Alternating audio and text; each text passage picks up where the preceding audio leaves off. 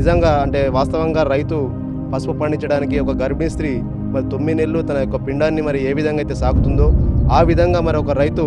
పసుపు పంటను మరి 9 నెలలు మరి దాన్ని పెంచి పెద్ద అయిన తర్వాత మరి దుంపలు తీసి మరి అది అమ్మేంత వరకు మరి నిరంతరంగా కష్టపడితే కానీ మరి పసుపు పంట చేతికి రాదు.